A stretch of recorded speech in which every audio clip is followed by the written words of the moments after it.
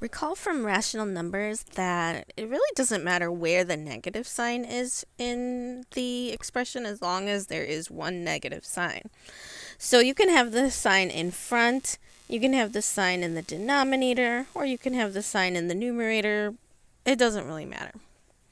The same idea applies to rational expressions. There's only one thing you need to be careful for, and that is in a rational number, you only have one term in the numerator and denominator. But in an irrational expression, you may have more than one term. So be careful that when you move that negative sign to the denominator, if it has more than one term, put parentheses around those terms because that negative applies to both of those terms or all of the terms in the denominator. Same thing if you bring that to the numerator. If there's more than one term, put parentheses to make sure that that negative will apply to all of the terms in the numerator. So let's list 4 equivalent forms of this rational expression here. So this one shows that the negative is in front. Well, let me go ahead and put the negative in the numerator. More than one term, so parenthesis.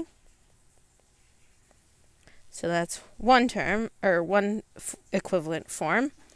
Let me go ahead and put that negative in the denominator. Okay, so that's 2 forms there. Where do I get another 2 forms from? Well, let me go ahead and distribute that negative to simplify. So for the numerator negative, that's going to be a minus 3x minus 7. Denominator stays the same.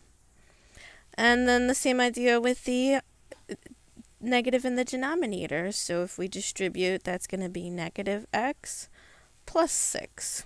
And the numerator stays the same.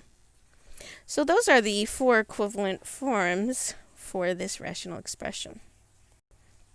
Sometimes the rational expression is going to cancel or simplify or divide to 1 or negative 1, which is really interesting.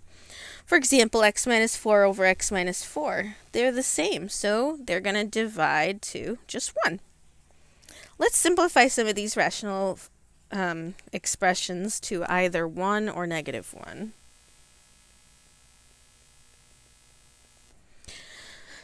I wouldn't call them functions because I don't know if they're functions. They're not written in function notation, so to be safe, I'll just say expressions. All right. So the first example, x plus 5 over 5 plus x. Are those the same factors or are they different by a negative? Well, they don't have negative signs, so I'm guessing not. What if I rearrange those terms in the denominator? Then those are the same, so that's going to be 1. For example, b, 9 minus x and x minus 9. Are those the same? Well, let's see. What if I rearrange the terms in the numerator? So a negative x and a positive 9, right? Those are not the same. What if I factor out that negative? Because really, you don't want a negative to be the first thing in a parenthesis. That's messy. So in the numerator, I'm going to factor out that negative, divide from each of those terms. So that's going to be a positive x and a minus 9.